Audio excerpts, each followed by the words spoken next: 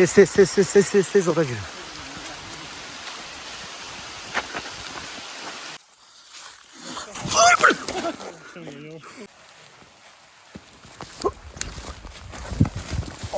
Allah.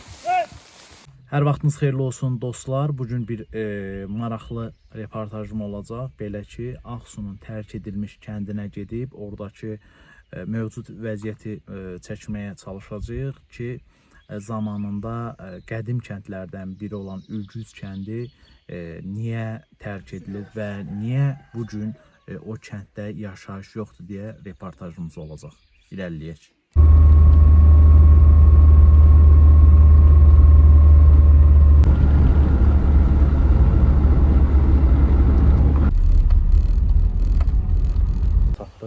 Şamaxının Qala Dərəsi kəndinə, indi buradan Ülgüz kəndinə olan təqribən 10 kilometr məsafəni isə piyada qət etməli olacağıq. Haydi, getdik.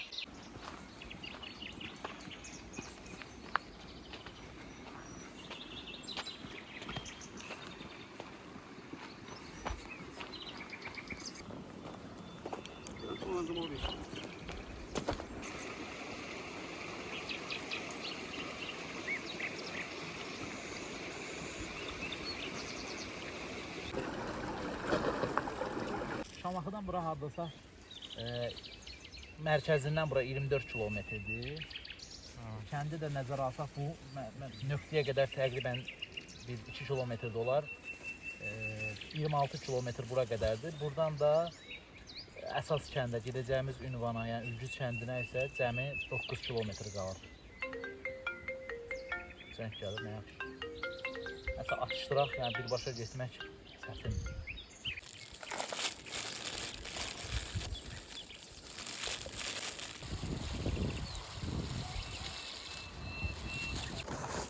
Özləri üçün də yaxşısını düzəldirlər görəsən.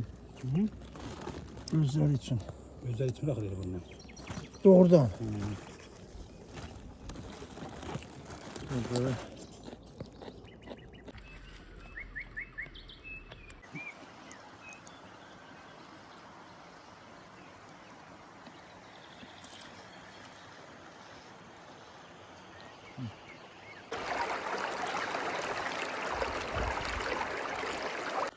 Necə deyərlər, kəmərin altını bərk edəndən sonra yenidən yola düşdük.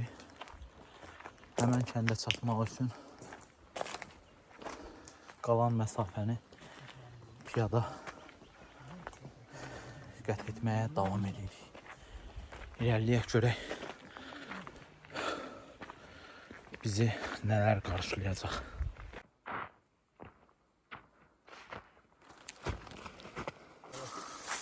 Aslanın bağları. Tam sürünü.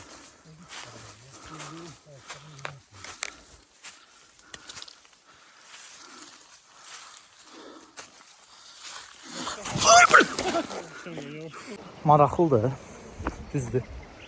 Bir qədər piyada qalxmağa adam yorur, amma gərək tələsməyəsiniz. Tələsəndə adam yorulur. Tələsməsəz yavaş-yavaş mənzil başına çatmaq olur.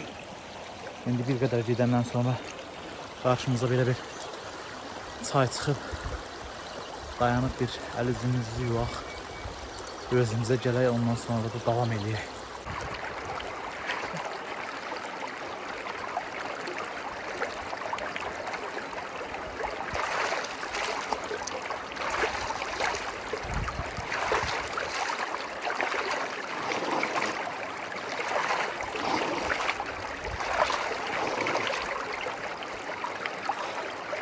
Möhtəşəm təbiəti var Şamaxının. Yolumuza davam edirik. Əsrarəngiz bir görüntüdür. Çay suyu, meşə havası, piyada gəzinti.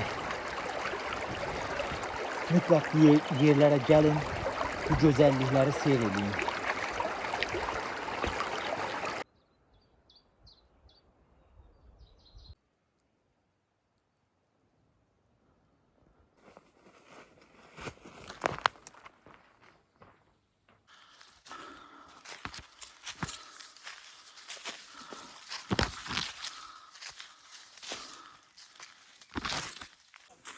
Dostlar, Sağ olun.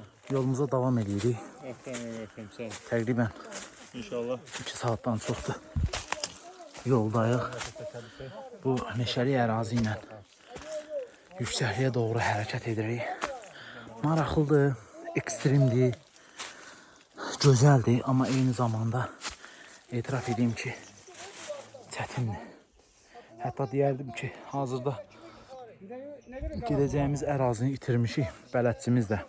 Düzü bələdçisiz gəlməmişik. Bilmirəm, bələdçi də deyəsən ərazini itirib. Qardaş, nə qədər hündürlükdəyik? 1123 metr. Ne kadar? 1123 metr. Hündürlükdə, dəniz Dəniz səviyyəsindən. səviyyəsində 1123 metr hündürlükdəyik. Bu sonraki Biraz çətin oldu, hə? Kalacağız burada. Akşam. Yox, yox, zarafatsız ərazini itirdik. Mümkün değil. Burada kaytma mümkün değil burada. Pisli vəziyyət. Niyə? Ağırdı. Çox ağırdı. Neçə ton? 10 ton. Yaxşı. dəniz səviyyəsində Dostlar, geyimə görə üzürlü hesab edin. Elə bir vəziyyətdir ki, artıq geyim daşıya bilmirəm heç cürə.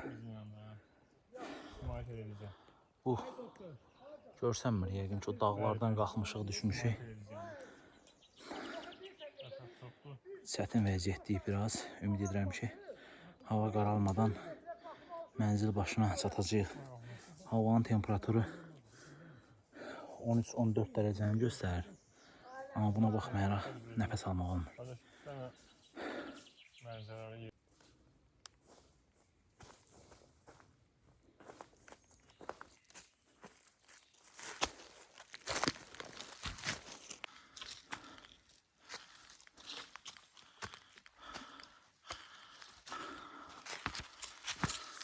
Belə bir neçə saatlıq hərəkətdən sonra artıq yolu demək olar ki, azdıq. Qalmışıq meşənin ortasında. Məsləhət görürəm ki, bu istiqamətdə gələndə heç vaxt bələdçisiz gəlməyin. Biz bələdçisiz gəldik, sözün açığı bələdçimiz var idi də, amma professional peşəkar bələdçi deyildi. Yəni bilirdi ki, deyirdi ki, yəni oranı tanıyıram. Təəssüf ki, burada qalası oldu. Yəqin ki, axşamı burada gecələmək məcburiyyətində qalacağıq. Səhər əraziyə yəqin ki, ya çatacağıq, ya ilə buradan geri qayıdacağıq. Hələlik bu qədər. Təqribən 7-8 saat belə deyək, gəzintidən sonra mənzil başına çata bilmədik. Yenidən aşağı endik. Ünvanı tapa bilmədik, daha dəqiq desəm. Ümumiyyətlə məsləhət görürəm ki, harasa yəni tanımadığınız bir yerə bələdçi olmadan getməyin. Əsla getməyin. Çünki həm əziyyət çəkirsiniz, həm yorulursunuz və eyni zamanda da o istədiyiniz ünvana çata bilməyəndə yorğunluq gəlir adama. Amma istədiyin bir yerə, məkana, istədiyin bir ünvana çatanda sanki insan ruhən dincəlir. Xülasə, bugünlük bu qədər. Gecəni qalıb səhər tezdən yenidən eyni istiqamətə doğru hərəkət edəcəyik. Sabahınız xeyirli olsun. Artıq səhər açılıb. İkinci gündəyik və yenidən getmək istədiyimiz ünvana doğru hərəkətə başlayırıq. Görək bugün bizi hansı sürprizlər gözləyir. Getdik.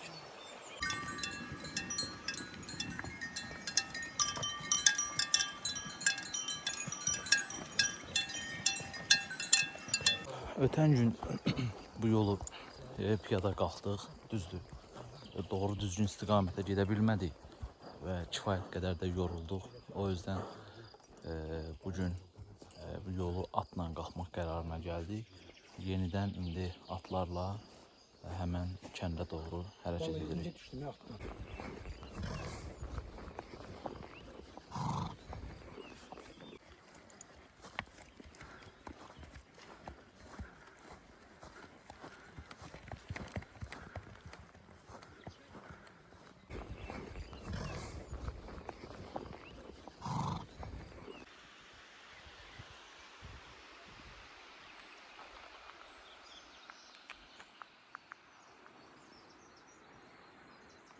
Nəhayət bir gündən sonra və ikinci günün bir neçə saatından sonra belə bir yüksəkliyə qalxmışıq dəniz səviyyəsindən.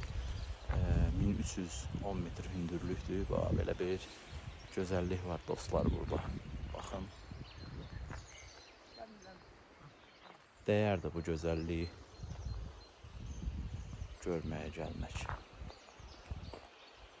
Amma hələ yolumuza davam edirik. Bu sıldırım qayalıq ərazində keçəndən sonra mənzil başına çatacağıq.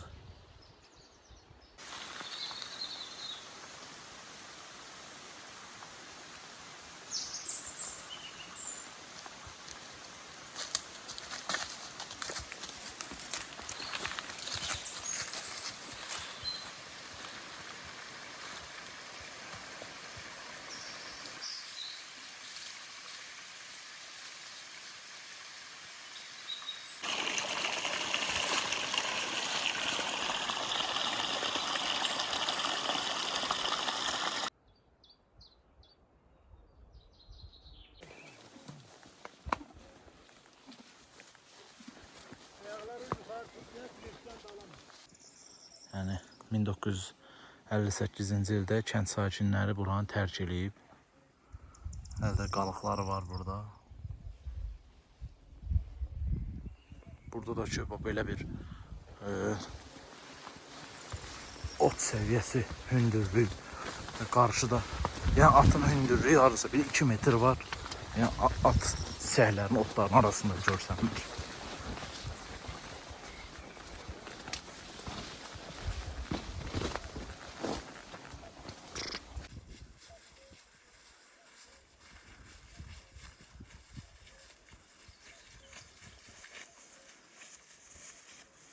Və belə nəhayət saatlar sonra nağıllardakı kimi dərələrdən, təpələrdən, çaylardan, meşələrdən keçərək sonunda mənzil başına çatdıq. Düzdür, biraz çətin oldu, amma etiraf edeyim ki, həm maraqlı idi, həm də ki, necə deyərlər, bir növ təcrübə.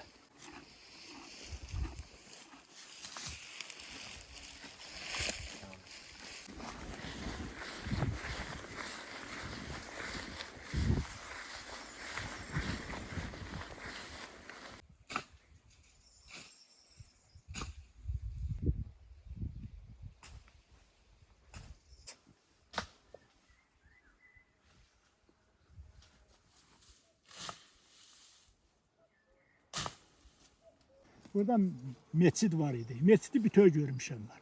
Üstü qurulu dəmirli falan da meçidi görmüşəm. Ancaq burada mənim atam, əmim bunlarla bizim kəndimizin əlaqəsi olub, gəliblər, gediblər. Bunlardan söhbət eləyiblər. Bura kolxoz olub. Buranın kolxoz sədri rəhmətli Şahseyran kişi olub. Çox zəhmətkeş adam idi bunlar. Həm Bu arada bu at niyə belə eləyir? Cibində heç nə yox idi ki. Ya. Tərrif belə.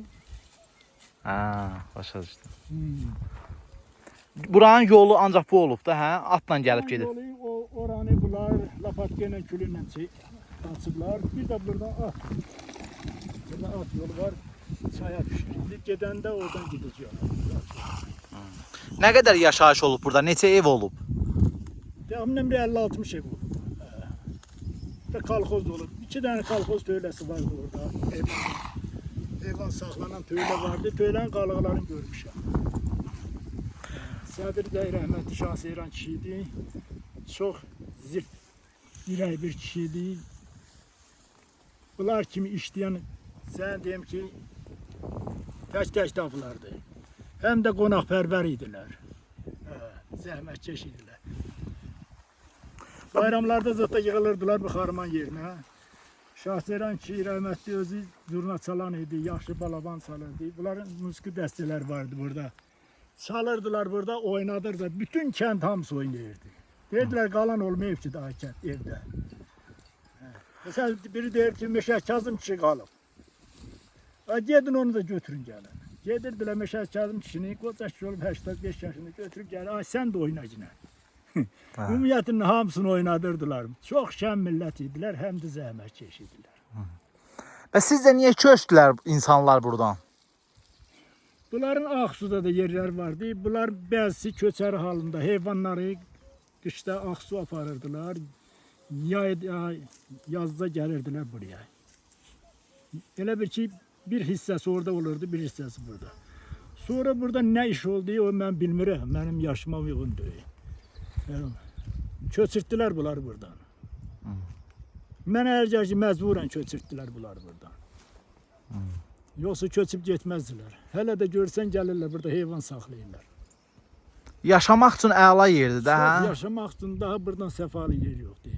Havası təmiz, yaxşı su var, gözəl.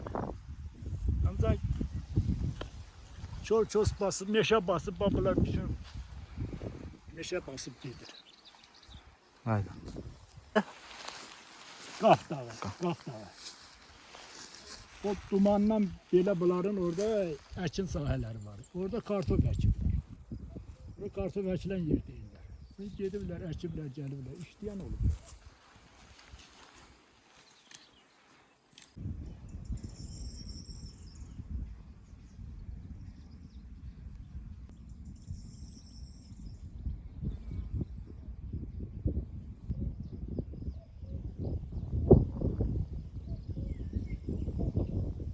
Ee, 70 il əvvəl tərk edilən evlərin birinə çatdıq.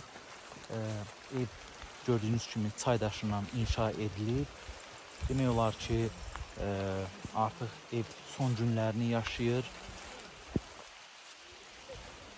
Amma bu günə qədər gəlib çıxa bilib. Görək, evin içərisində nə var?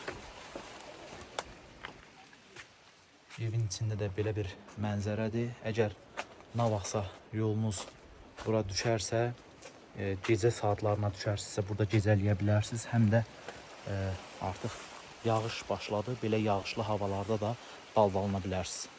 Özünüzdən müğayət olun. Görüşmək ümidi ilə. Yağış başladı. Ümid edirəm ki, selə düşmədən, yağışa düşmədən buraları tərk edə biləcək.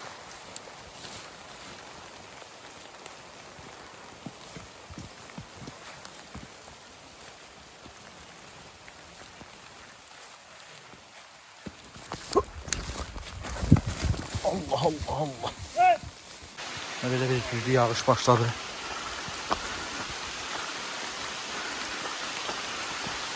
Tez ora girin.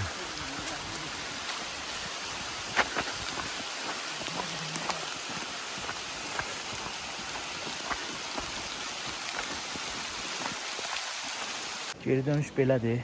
Artıq nəhayət meşələrdən və yağışdan xilas olub dəli çaya düşmüşük. Hamımız suyun içindəyik. Ümid edirik ki, indi də dəli çaydan bir dəli sel gəlməz. Yola davam. Nəhayət sonunda maşın yoluna çıxdıq. Təqribən 100 metrdən sonra nəqliyyat vasitəmizə çatacağıq. Pis olmadı. Təəssüratlarımı qısa bölüşüm. Ümumiyyətlə tanımadığınız yerə bələdsiz və əgər uzaq yerdirsə atsız getməyin. Eyni zamanda özünüzlə mütləq yağmurluq götürün. Yüngül, çəkili, kalorisi çox olan qidalar və bir də suyu götürməyi unutmayın. Bütün bunlara baxmayaraq səfər maraqlı keçdi, yaxşı keçdi. Biraz ekstrem oldu, biraz həyəcan oldu, biraz qorxu oldu. Əsas odur ki, yekunda xoş bir xatirə qaldı. Oldu. Özünüzə müğayət olun. Şərhləri, yorumları yazmağı unutmayın. Növbəti turda görüşmək ümidi ilə. Hələlik.